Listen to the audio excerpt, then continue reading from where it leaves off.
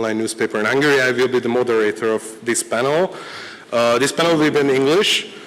I will tell you a few things about before we start. So we'll have a short video message from the leader of the Socialists and Democrats, Iratxe García Pérez.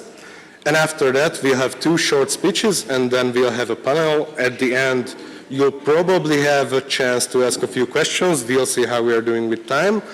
But if everybody is all right, then we can, I think, start with the video message. Elkezdhetjük a videót. Queridos compañeros, queridos camaradas húngaros, como presidenta del Grupo de Socialistas y Demócratas en el Parlamento Europeo quiero mandaros un mensaje de apoyo y esperanza, porque el cambio es posible. Un futuro donde primen los derechos y la democracia. La democracia da voz a todos los grupos de la sociedad, mujeres, hombres, jóvenes y mayores, personas de diferentes orígenes, culturas y la comunidad LGTBI+.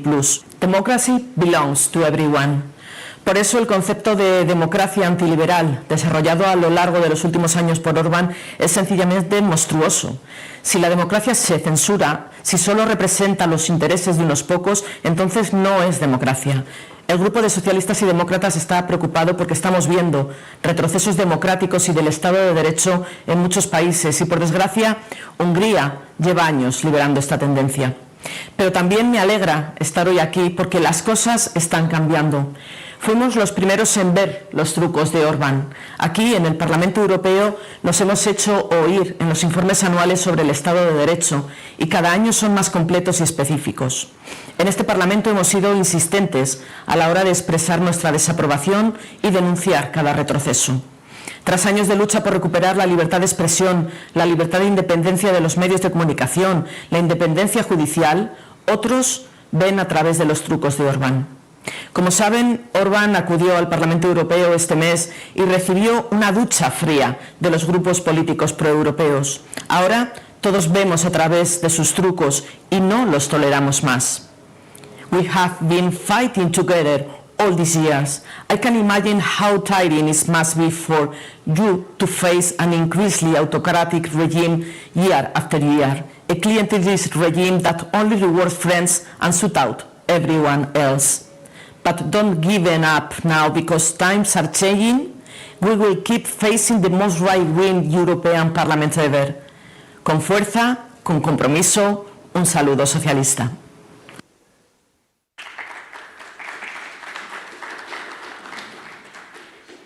Thank you, and I would like to ask Gaby Bischoff, member of the European Parliament and the Vice President of the Socialists and Democrats, to say a few words to the audience.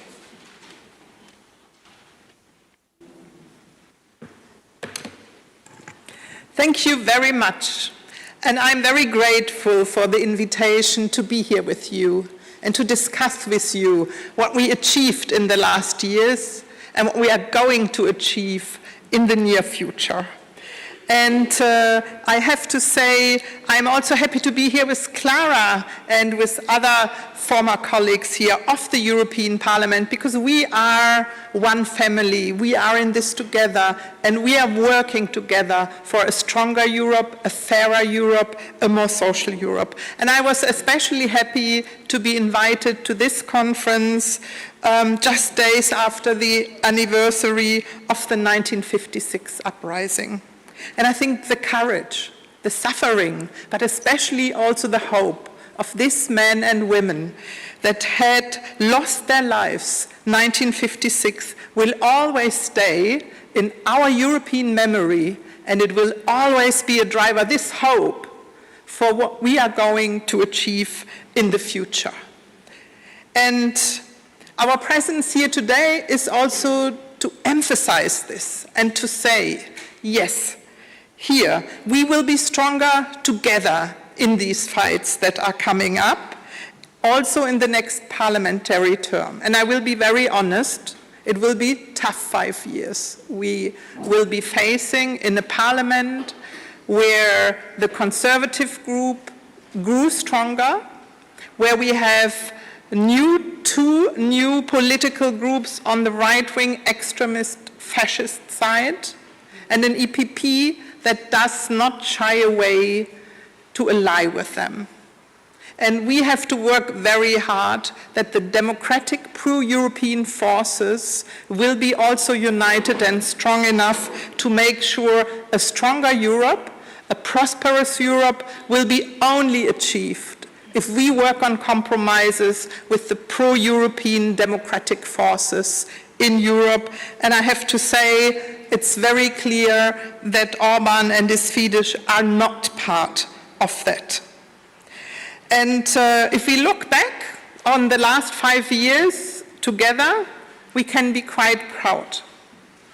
And when I see Maria Rodriguez, I'm very happy to emphasize again that we, the Socialists and Democrats, we were the driving force to establish a European pillar of social rights so that this promise of a social Europe doesn't stay a promise, but that we have a lot of legal initiatives that made sure that people, for example, in a world with rising prices and rising inequality, will have better wages. And we are looking forward also to see how Hungary will implement, for example, the minimum wage directive with better wages, but also, and here I look at my colleagues from the trade unions, stronger collective bargaining in Europe.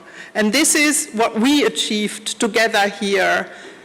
The colleagues from Hungary, from all 27 member states in our political group, together with the commissioner from our family, Nicolas Schmidt, and it shows that if we unite, if we have clear goals, we can be very successful in Europe. But I also have to say we are facing huge transitions, and a lot of people, a lot of workers in Europe are afraid of the future. And here we have to reconnect it with the hope that we also had in our brothers and sisters in the citizens of 1956.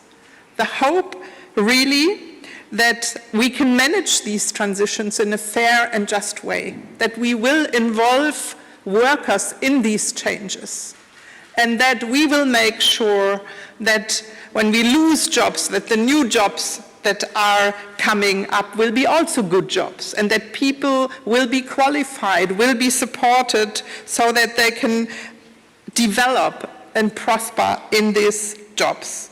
Being in Hungary, I also, on my way here, I thought about the development in Hungary and about the new Nobel Prize winners in economy.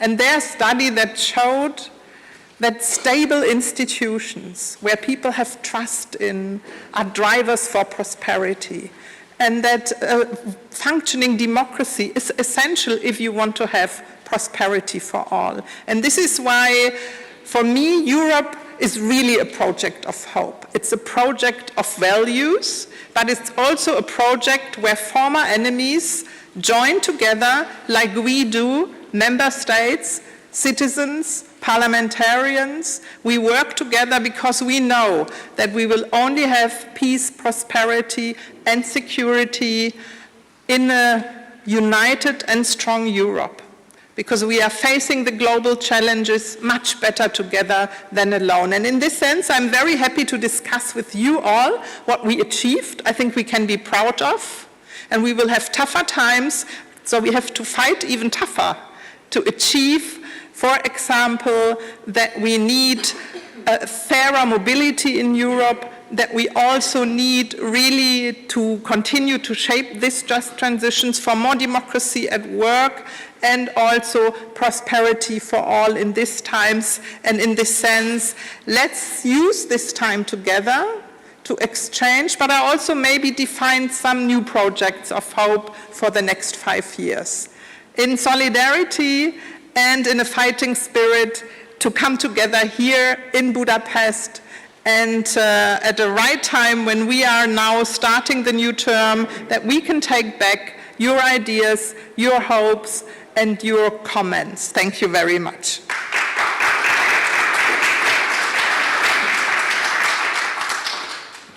Thank you very much. And I would like to ask Klára Dobrev now, MEP and head of the Hungarian delegation to the S&D Group, to say a few words. I believe she will speak in Hungarian. Yes, in Hungarian. So raise the hands who needs a translator.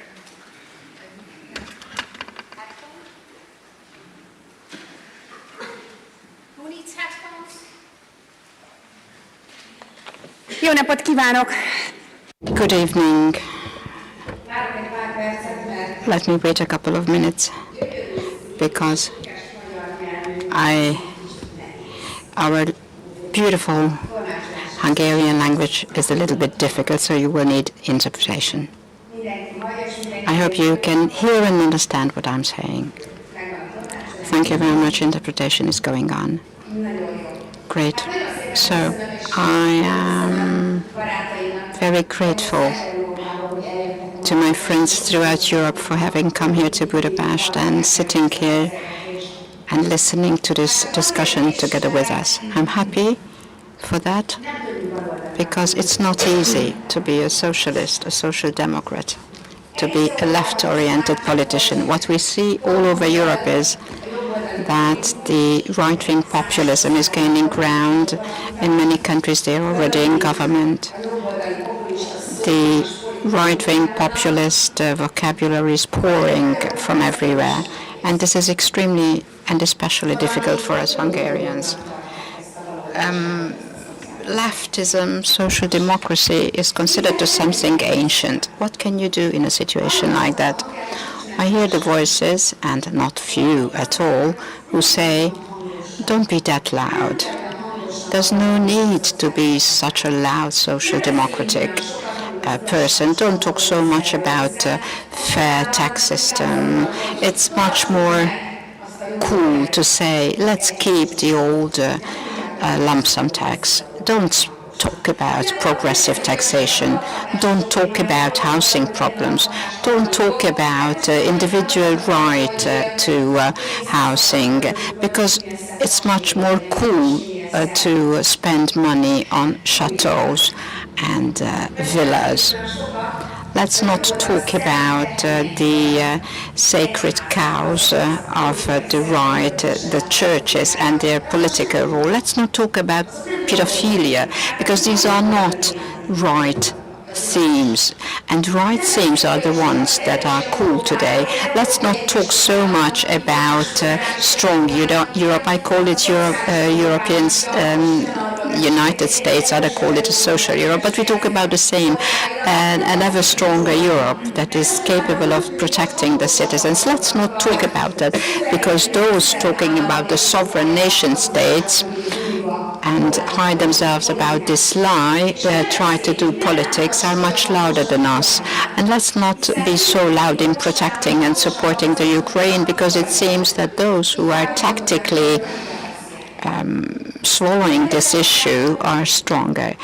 Would that be the right path? Would that be, my friends on the left, dear social democratic friends, would that be the solution to the problems? What should we do if those influencing the public say, don't be that left-oriented? What should we do when this is what's pouring over us from online media, from the press, sometimes from independent press as well, from the policy makers, the opinion makers? We do not need the left and liberal values, because they're not in. The ones who are loud today follow and believe in other trends. But if you go to the street and start to talk to people, then you will see that everything, all what we think about the world, has a majority in the country. If you talk to people, they say yes, they want a government, politicians, a political force that is capable of fighting for fair jobs, fair and safe working conditions, fair wages, for institutions like unions who protect workers against their bosses. Oh God, that's a social democratic idea. But if you go to the streets, what we will say is that people want a fair and just tax system that is unbearable, that a couple of people, a handful of people become billionaires and the other are in poverty. The ones having billions should pay more taxes. Oh God, this is a left idea. If you go to the street, what we will hear is that people demand and want social services that everyone is eligible for, be it the elderly care, be it housing, and that's a left-oriented idea as well.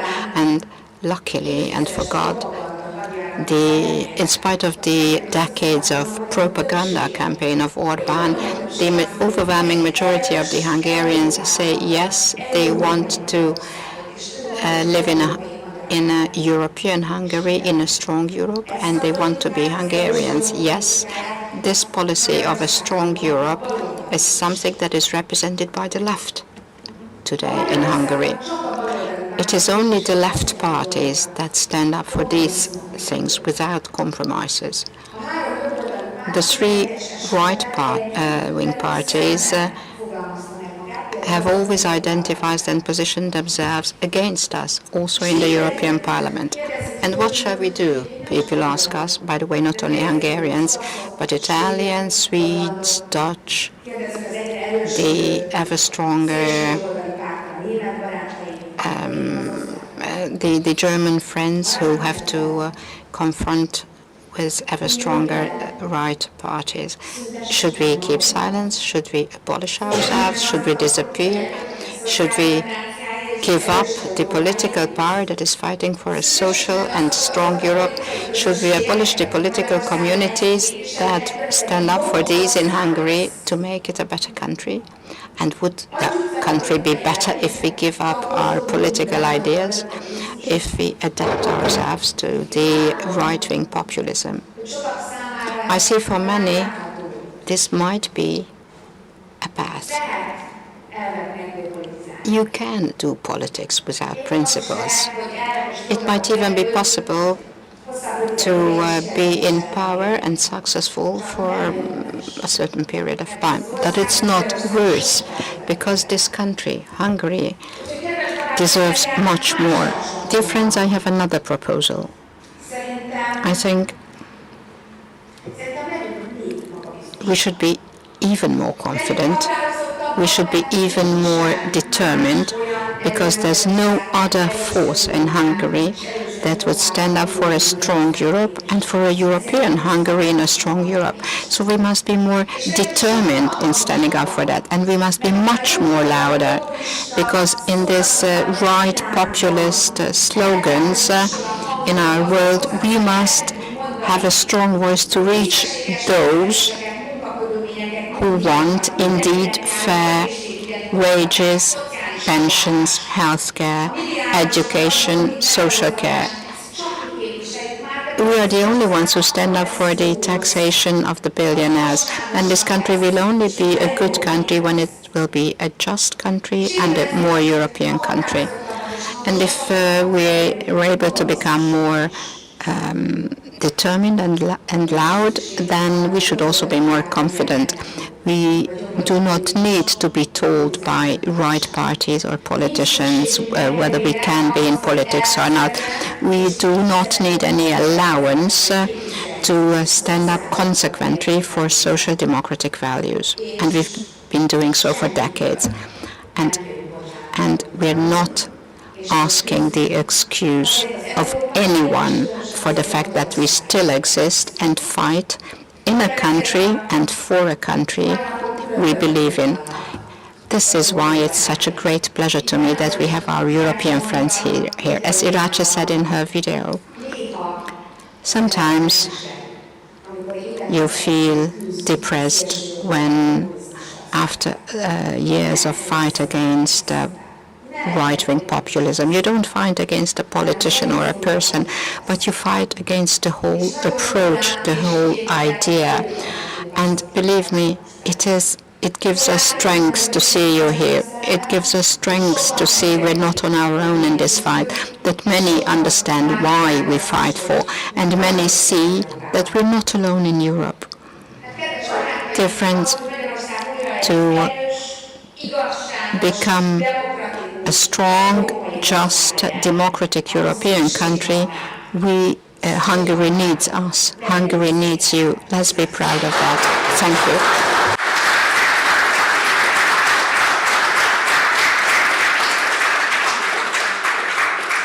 All right, thank you very much. We'll continue in English.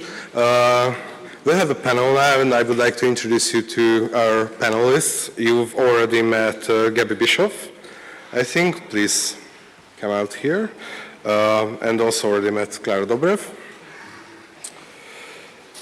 But we have Petra Bayr, who's member of Parliament of Austria and a spokesperson for the Foreign Affairs and Development Ministry.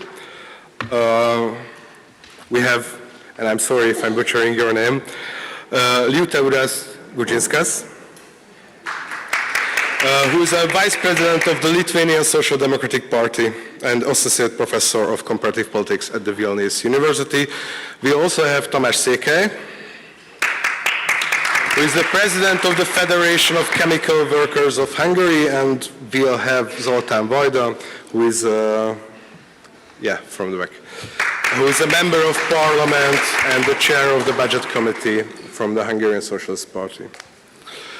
All right, so we have around 40 minutes, and I don't believe that finishing a panel on time is considered traditionally left-wing or progressive value, but I'm a liberal man, so I will try to be strict, because I'm told that we'll have to finish on time. And what's better in the evening in very Mediterranean Budapest than talking about progressive ideas? I would like to ask you to try to answer briefly for the questions so that we can talk more, and there's a lot of the panelists here, so we'll have to take our time. Most of the panelists will speak in English. I will ask questions in English, but I give the chance to our Hungarian panelists to answer in Hungarian if they want to, because they have home field advantage. So my first question is that the last decade, since 2015, 2016, wasn't really considered a left-wing decade. So it was mostly from the migrant crisis and the election of Donald Trump in the United States, it was mostly considered the rise of the populist right in Europe and in the United States. But if we're talking about ideas, it's never too easy, it's never that easy. So there were some progressive and left-wing ideas that have been the stars of the last 10 years. I would like to ask each one of you to name one progressive idea that you think was the star of the last one decade. The catch is that you can only name one. And if I start to argue with you, that means that you are taking too long to answer. European minimum wage. Gaby, Bischoff? For a stronger democracy at work. Stronger democracy. So we are aiming between actual European legislation to very abstract ideas. Let's see the next one. I think the first step to have a due diligence in the supply chain was for me the most important thing, quite recent. To continue also SURE fund in the pandemic's situation to help unemployed people. Let me say it in Hungarian because we had an excellent start by Klára Dobrev, and I think that her ideas should be continued.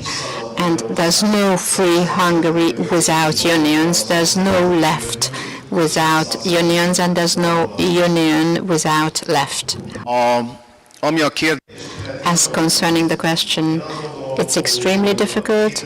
I think if we think back of 2008 and before, the left governments in power had faced extreme challenges to keep their countries running. And unfortunately, they lost a lot in that fight because they could not fulfill the promises. They could not improve the social situation because they had to manage the economy. That was clear in 2008, 2009, and during the pandemic.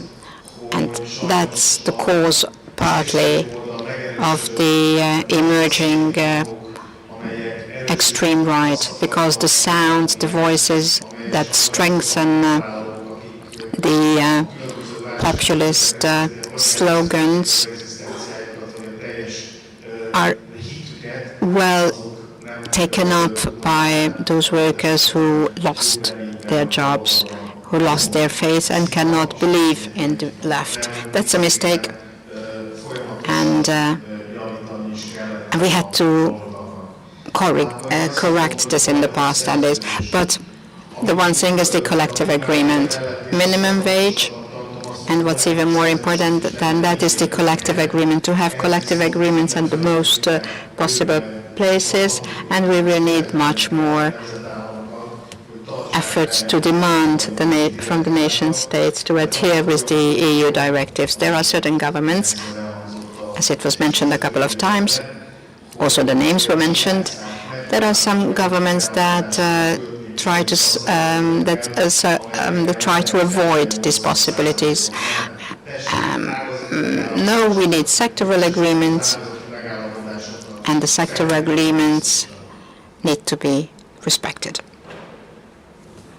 Sitting on the extreme right of a panel that needs to discuss left-wing politics or policies, and it's difficult because many of my colleagues have already said issues which I would have thought about, and again, sitting on this side has this disadvantage of this as well. And I agree with what you had in your question, what you phrased in your question, that unfortunately the past decade hasn't been the era that we might be that proud of as left-wing politicians, neither partially in Europe, neither in the US, and I'm looking with dread at the elections coming up in the US in 12 days, 11 days or so.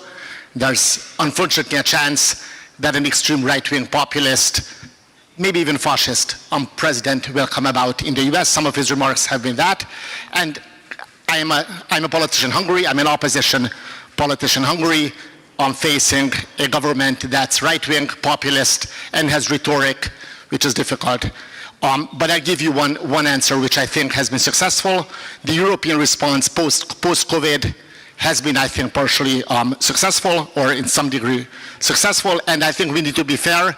Some of the response of our government in this country post-COVID, with some of the microloans that were given to those enterprises that would have needed to close down during the COVID crisis, was, I think, a left-wing policy, and I think partially successful. So that's my answer. All right, I was slightly anxious that nobody will take the easy hanging fruit of a more federalist reaction to any kind of crisis, because as I say it happened. The EU reacted in a more federalist, more collective way to several of the crises of the last few years.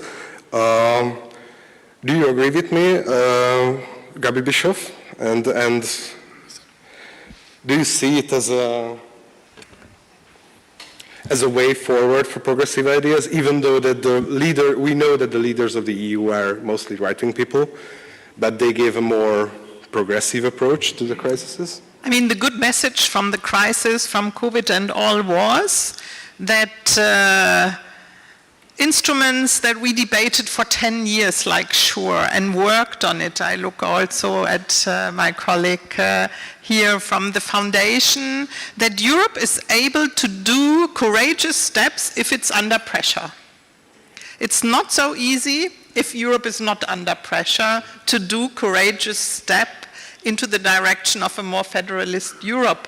But I have been the rapporteur of the report on the future of Europe and future treaty changes. And we managed with 6 political families to come to compromises for a bigger step in direction of a stronger, more capable to act Europe, a more federalist Europe. But it's the member states that need some more courage to do these steps. But we will not give up as a parliament. We will continue to work on that, not only to do it as a means in itself, but what we can see in these challenging times, that the European Union is not always capable to act, and there's especially one country that is often stopping in questions of unanimity, that Europe can take the right steps, and we have to make sure that we abolish unanimity, for example, in this sense, because we need to be more capable to act, and we need to do it fast. So, which country were you referring to? You have 3 guesses. Well, one is more than enough, unfortunately. So I will jump around a bit so that I can keep you on your toes with the answers. So, Liutauras. Yes, exactly. My question would be referring to what Gaby Bischoff said at the beginning of her answer. Never mind. We'll talk in English from now on. Yeah. Is that when Europe is pressured, it can move in ways that are considered progressive. Do you think that's true? And what kind of pressures do you see that can push Europe toward a more left-wing and progressive kind of machine or working? Yeah, in addition to what has been mentioned that for a decade we see more and more right-wing governments, we also can say that both in Europe but also around the globe we see democratic backsliding as such. So when we want to assess progressive ideas, its successes, etc., in general situation is rather gloomy. But I can cite one famous historian from Yale University, Timothy Snyder, who said that when we talk about democracy, and I can actually maybe to add progress or social democracy, we should understand it not as a noun, but as a verb. And we should understand it as a struggle. And a struggle which means that there are good guys or there are bad guys and you're always fighting. So European Union is fighting, what I can for sure say, and progressive forces in European Union are fighting. And actually quite literally, when we talk about the war, which it's the new phase started two years ago, Russia's invasion in Ukraine, the European Union provided and started to support Ukraine in quite substantially. I think Putin didn't expect so much support from Europe that it provided. But of course, fight is going on in this sphere as well as elsewhere, and we don't have to lose the hope, which is the leitmotif of this conference. I think hope is the real source of strength. All right. You all have a chance, by the way, to respond to previous questions if you want to in your answers. But from Petra Bayr, I would like to refer back a bit to what I think it was also Gaby Bischoff who said that it would be good to leave the requirement of unanimity in foreign policy decisions. And I would like to ask you this because Austria in some ways moves a little differently than a lot of countries in Europe, because you're, for example, not a member of NATO.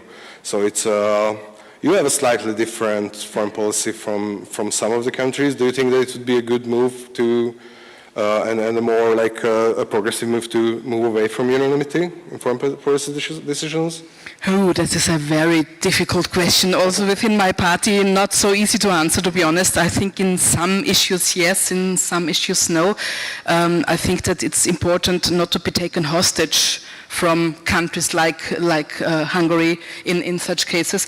And I just can compare, I'm not active at the European Parliament, I'm active in the Parliamentary Assembly of the Council of Europe, where we don't have unanimity, but we have not only Hungary, we also have Azerbaijan, and we also have Turkey, and some more hard nuts, I would say. And on the one hand, it's really it's a good question, the question of pressure. What really do you do that countries like Azerbaijan or Turkey behave in a way that complies with our values, that complies with our rules, simply? And of course, after the war started, we were, as Council of Europe, as Parliamentary Assembly of Council of Europe, we were totally quick in expelling Russia. Fine, totally fine with it.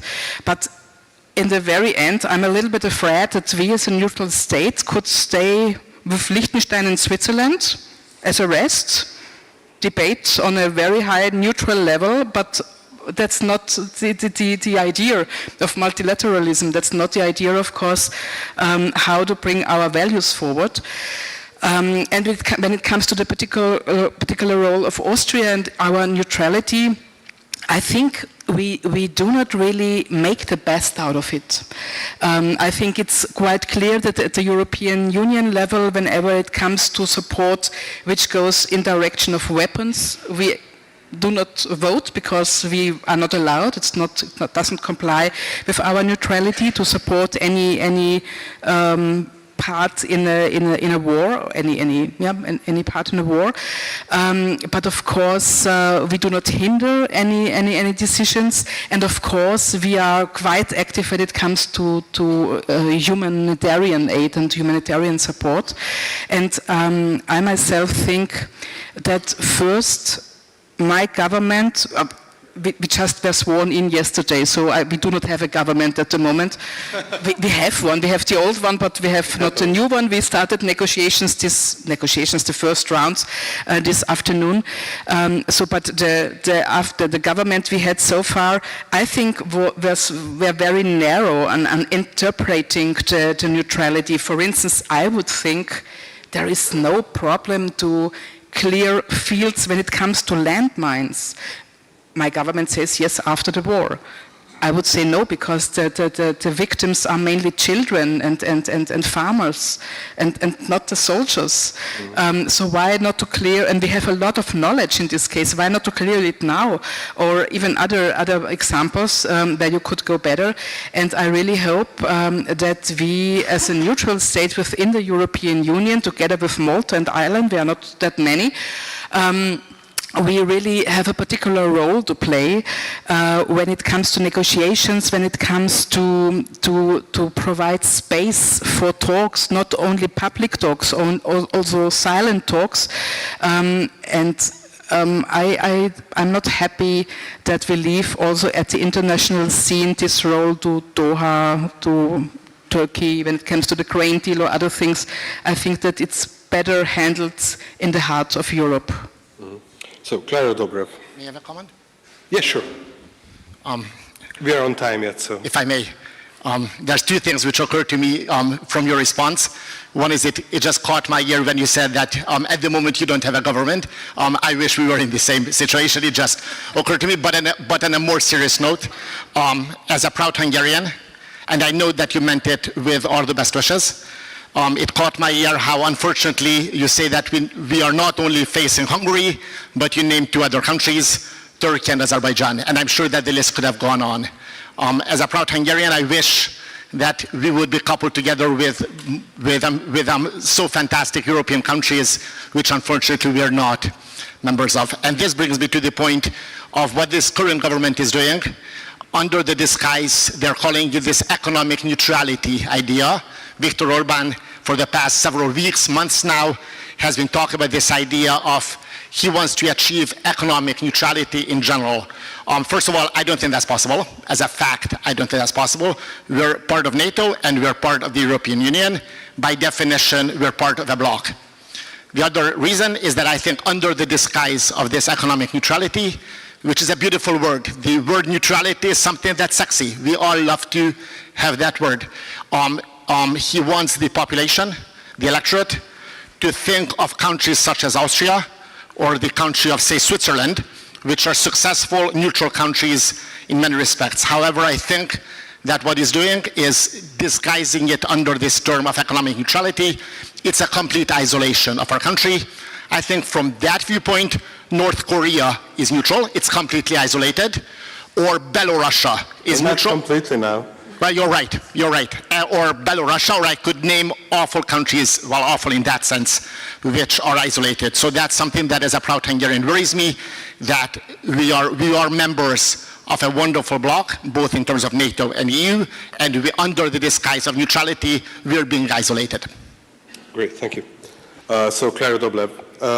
So the defense of Ukraine can be characterized in both right and left-wing ways. So the right-wing view of the defense of Ukraine would be the international rule of law and upholding the rule-based world order, while the left-wing characterization would be solidarity and acting in unison. What do you think that the defense of Ukraine is in some ways a progressive responsibility, or do we have a responsibility? Do you have a responsibility in that? I don't see such a big difference between right-wing and left-wing support in this aggression or in the war.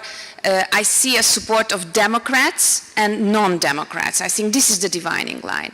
In the European Parliament, we might have a lot of discussion and a lot of debates with our conservative, liberal, green friends, sometimes with GUE as well, but somehow we still stay in the democratic pave, so we have some democratic values in common. We do think that human rights, democracy, rule of law, these are important issues, and international law has to be respected, and to attack another sovereign country, it's not good. So I think this is the common understanding. What Orbán is doing, it's outside of this understanding. It's not a right-wing or a left-wing politics. You can see some very left-wing politicians who are on the same side with Orbán, and some right-wing. It's very funny in the European Parliament to see when there is a debate, then it's really a full circle. That sometimes when we vote on China, or we vote on Russian aggression, or we vote in favor of Ukraine, then you see really that far right and far left, sometimes they do match together. So that's why I think it's a question of democracy or non-democracy, autocracy or human rights, rule of law, rule of international law, or autocracy. So Tamás, Székely, a bit connecting to what Zoltán Vajda said about the economic innovations of our Prime Minister, he recently announced a new kind of plan which I could recognize a few like almost social democratic ideas in what he said. Do you think that's true? Like higher minimum wages? Hát ha megnézzük az elmúlt 10 Well, if we look back for the past 10 to 12 years, then we see a number of programs of the current government that absolutely clearly expressed leftish values as well, but simply he turns it upside down. For example, concerning taxation system, he said that everyone should pay the same taxes. We know the outcome of it has been everyone pays 15% of taxes, income taxes, but it is much easier to create huge differences for people. At the same time, everywhere in Europe, family allowances of Orbán, the system is largely discussed, but actually it is not a family allowance, it is an opportunity to deduct taxes. The higher income you have, the more tax deduction opportunity you will have. At the same time, Orbán said that pensions should be in line with inflation. At the same time, we still have minimum pensions which are not increasing at all. So there are lots of things to talk about here, not to mention about minimum wages. For the past recent past, in a nominal values, minimum wages increase, but that is mainly due to a favorable economic period. At the same time, already for several years, where Orbán's propaganda that around 12% of the minimum wage increase should be introduced. But that is very welcome for many, but at the same time, if there is a 12% wage increase, then many might lose jobs, and once again this will be favorable for the richest. So it would be a very important task of the left wing to communicate the real content of this propaganda. Can I interfere and speak stricter? What Orban is doing has nothing to do with left politics. This is an absolutely neoconservative version of what the policy is introduced by Orban. He is an upside down Robin Hood, takes away all the money of the poor and gives it to the rich. So the family allowance system is just in the interest of oligarchs. So what the economic policy of Orban is very far from any social democratic values, and this is the reason that the country is about to collapse. Because and it will be very difficult for anyone in the future for a social democratic future possible politician would in power would have enormous difficulties because the whole country is destroyed and totally devastated. So looking at a big picture, this is a fully kleptocratic, autocratic, and the most neoconservative party and politics and far right economic policy. Zoltán, but I will give you also because I didn't give you a direct question in this round, but I know that you have some ideas about the economic picture of Hungary. Thank you. I'll try to expand to what Ms. Dobrev has already mentioned, this kleptocracy and things, but I'll give you one. Well, I'm the chair of the budget committee in the Hungarian parliament. Of the many failures of this government of the past 12, 13, well now 14 years, there's many which are close to my heart, which are awful failures, or maybe even sins that they have done.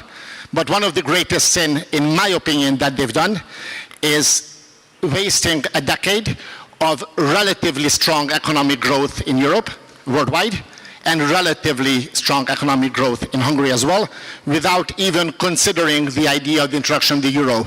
I'm not sure if the euro is a left-wing policy or not. I think we could debate that, but I'd like to put this here on the floor, that, to be honest, well, when they came into power, they at least had a deadline of when they would introduce it, then eventually that's gone. It's not that they haven't even done any steps. They don't even have a deadline. In fact, they've ruled out the introduction of the euro. And let's be fair, given my hope that a new government comes into power in a year and a half, in 2026, it will be a much more difficult path to introduce the euro in this more difficult economic situation. So in my opinion, the sins, or can I say, in some sense, traitors of what could have been a great path for Hungary, while many of our neighbors have either introduced the euro. We could look at Slovenia, we could look at Croatia, we could look at Slovakia, or Romania, which is very much on the path of introducing the euro. Hungary has lost this decade without having introduced the euro. That's my first point. And if I can have one more point very briefly, is the idea, which hasn't been mentioned yet here, but I'm sure it's in the head of all of us, at least Hungarians, is the idea that the EU funds are not coming to our beloved country. And I'm sure we could talk about these super milestones. I'm just an economist, I'm not a lawyer, so I don't really understand these super milestones. But in my opinion, these super milestones are just a complicated way of saying that the EU, in return for the taxpayers' money of Europeans, wants Hungary to achieve, or wants the Hungarian government, rather, to achieve three things. We should have democracy, we should have a functioning economy, and we should have a rule of law. I think these super milestones, in a more complicated way, these are the three aims that should be done. To be honest, it isn't surprising to me that there are these preconditions now. It's shocking to me why there weren't so strong preconditions up to now, or at least why they were not taking that seriously. And I think this government is not that it's unable to accept these conditions. It is in the fundamental principle of this government that it cannot fulfill these, because it's the fundamental operation of this government, that it cannot be democratic, it cannot work as a market economy, and it cannot have a rule of law. So these two things are in my head awful, and at the same point, we're turning to countries like China, we're turning to countries like Russia, to the European, to the UAE, the UAE, and to Qatar for loans which have anything but market-oriented loans. In return, they want political subversion, I think that's the word here. So these are the two issues I wanted to raise. All right. So let's get a little bit back to ideas. I would like to ask one more round of questions and with the answers from all of you. We started with what were the star progressive ideas of the last decade. I'm really interested in what do you see as the up and coming and the possible success stories in progressive ideas in the next 5 or 10 years, and also how much of a chance do you see in pushing them through this commission? And I'm just gonna push in a little idea about the housing commissioner, for example. Is that a really good thing about progressive ideas? Do you see a chance for that to happen? And I would like to move this way from Klára to the end. I'll give it first to Gaby because I don't want to steal everything. Housing, let's talk about housing and then I'll get back. The S&D Group was the one that already the last 2-3 years was pushing very much for a European coordinated housing policy, because the housing crisis is the social question in almost all member states. It affects certain groups, especially young people. It affects people that, for example, single mothers, but it's now up to right into the middle class, even high-level earners that are not able to find affordable and decent housing. And that was the cause why we were pressing so much to have a commissioner, not to have someone to have a title, but to deliver a coordinated plan for affordable and social housing. And this affects a lot of political areas. And I'm working at the moment in our political group to draft up a mandate also for a special committee we will establish in the European Parliament, and that we focus indeed on affordable, decent and sustainable housing. And here we will look at legislation we have in the economic field. We have a lot of speculation. For us, housing is not a commodity like others. So we have to limit speculation. We have to go into bank credit rules. We have to go into state aid if we want to have more social housing. There we can have a huge effect if we change the current state aid rules regarding social housing to have more capacity on national level. We have other issues where we have to look how we can also we have the European Bauhaus initiative that we will link also with planning with architects to see how we can do affordable housing in a shorter time period also. So a lot of challenges, but I would also like to refer, we had the Draghi report recently. Everyone in Europe at the moment likes to talk about competitiveness. And also in this report it is stated, we know that in Europe we need a lot of people to come to Europe with special skills to live here. We have young people that want to study somewhere and can't find affordable flats. So this housing crisis is also a big threat to the competitiveness of Europe. And this is why we will push in the next 2.5 years to really deliver here, to give more room and impetus for housing, and also to make sure that this right to have a flat, this basic right, will be really one that we not only talk about, but Europe can help to deliver, and we will increase the funds for housing. We want to double it in the cohesion funds. We have a lot of funds where we have little things where we fund, but we really have to boost it into one big instrument and come up and show that Europe can help to address crises that otherwise would not be possible. Okay. Yeah. Yeah, I would like to ask you to be brief, except for those people who haven't really spoken that much, and that means Petra and Liutauras. Very briefly, I think there is a huge philosophical, ideological step forward, that Europe started to look on itself not only as an economic union, not only as a single market, but a union of over 450 million people. And that's what we saw in the last term, when we started to talk about wages, about income, about workplaces, and we have to talk about housing, we have to talk about pension, about healthcare, about education, we have to talk about people. So if you ask what is the biggest achievement for the next 5 years, to make even bigger step towards a union of 450 citizens who are not simply an economic players, but they are people, families. So that's our task. I would prefer not to speak about content or a project. I would like to speak about a principle, and I catch up what I said at the very beginning, the due diligence in the supply chain. We as socialists and democrats, we know how the Europe we want looks like.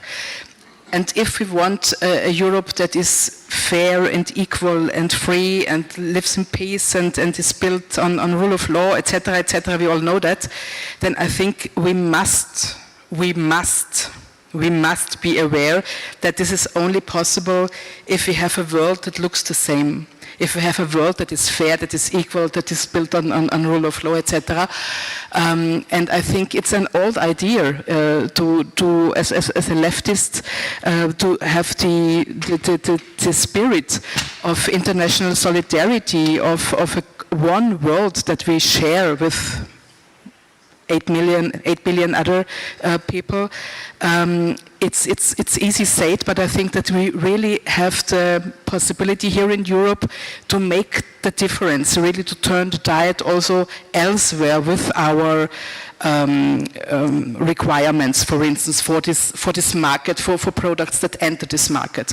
And I think it's not only a moral obligation to uphold human rights anywhere, it's really a necessity. Without that, we know that a world as we would like to have it is not possible. And so I think we never should forget the huge global umbrella we are working within.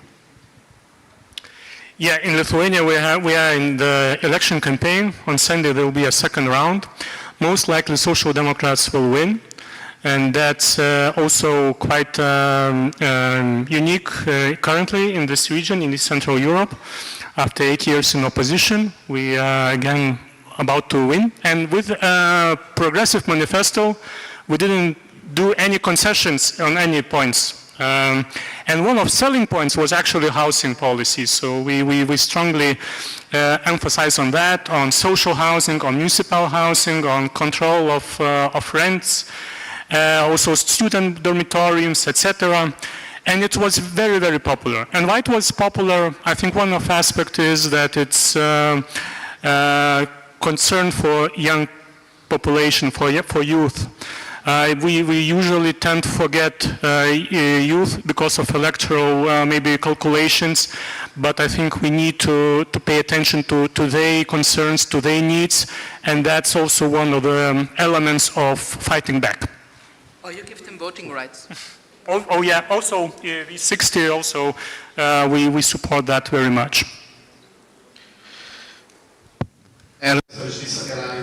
First of all, we have to reintroduce workers' rights as a result of the management of the economic crisis we cut. We have to agree with capital to be less hungry for profit and adhere to the goals that we've formulated here. Due diligence, safe workplaces, the training and education of youth. This provides a vision to young people, and then we would not have young people leaving the country. And we also need an agreement with the unions. The European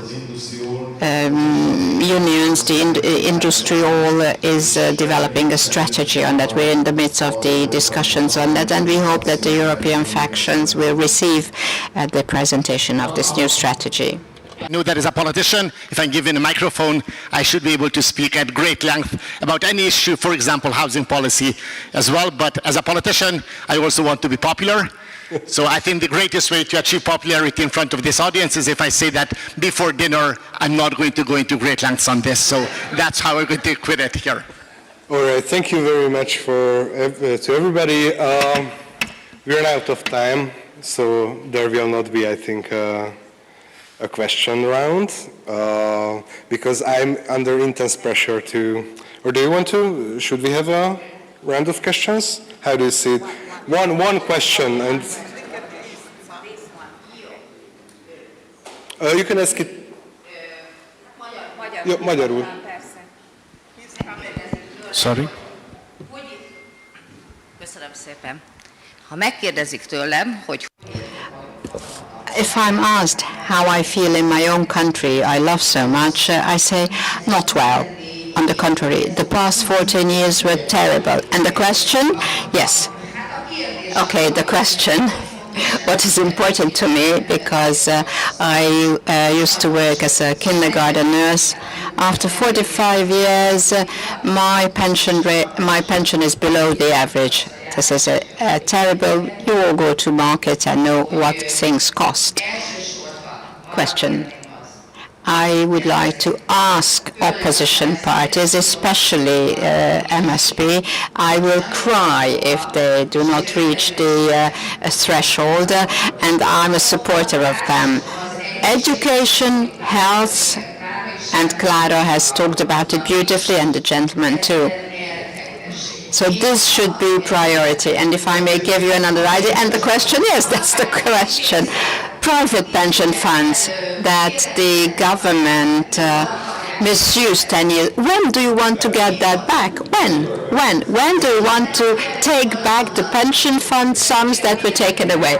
Yeah, okay, when we were very strongly emphasizing that the government is proudly saying, in spite of the fact that there is a budgetary deficit and everything, all the indices are worse than 12 years ago, and that's indeed, it was better under Gyurcsány, if you allow me to say that. And all the figures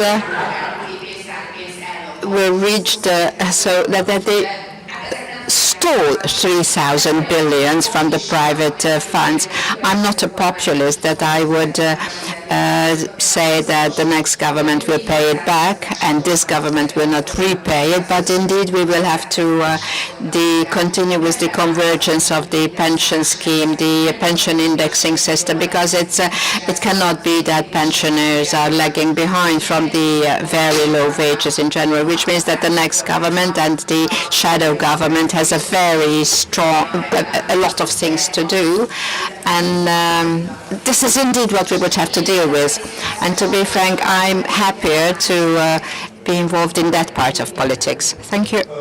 Valaki még? I'm sorry. Anyone else? No, panels, because it's mostly.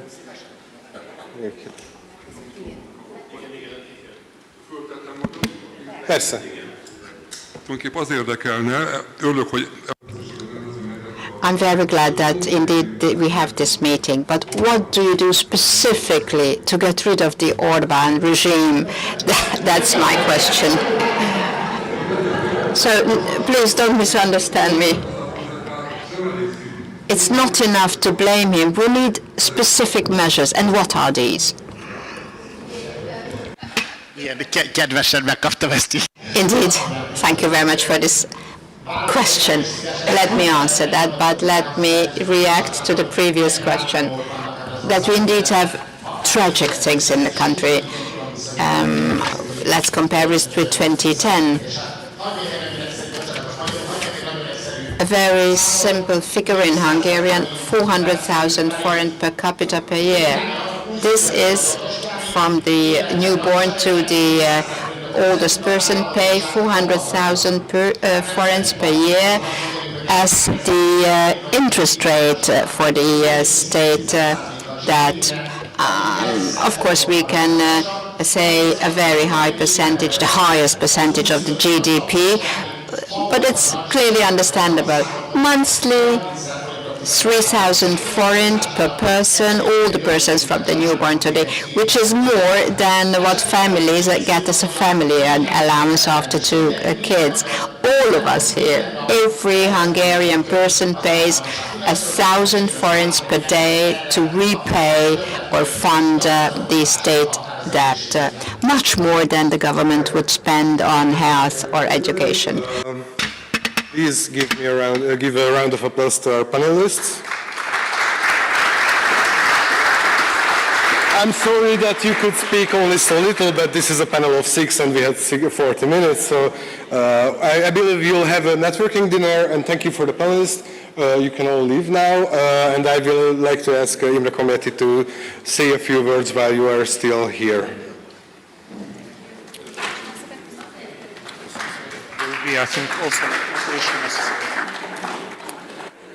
Kedves barátaim, Dear friends, of course, make a speech before dinner is much more popular than being a leader of a left party in Hungary, and it's easier as well. May I welcome you again. We are so happy, dear colleagues, comrades from Europe, that you're here in Hungary. You see, you perceive that Europe is basically turning from crisis to another one. And the reason of the crisis are multinationals, banks, and the oligarchs and their greed for money, and perhaps the leader of a superpower being an aggressor. And people are hit by all these crises. The question is whether they are in silence or there is somebody who makes their voices stronger.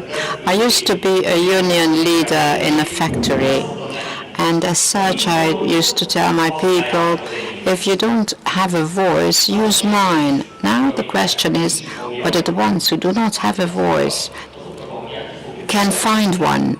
Who will be their voice? Will it be us who want to have stronger unions? Will it be us who want to have less rich and less poor?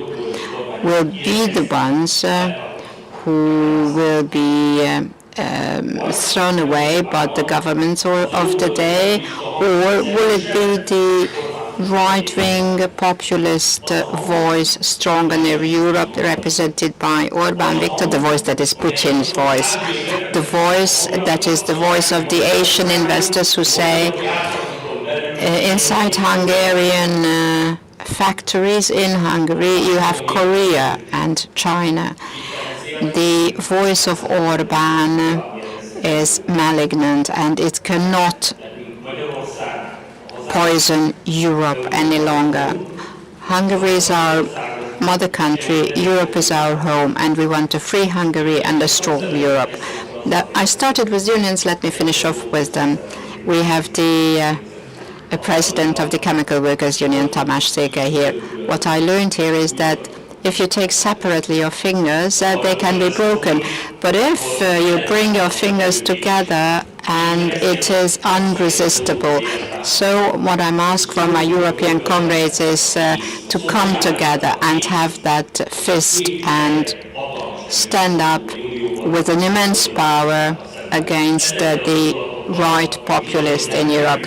Thank you very much. I know these are not easy ideas, but enjoy the rest of the evening and the dinner. Follow me.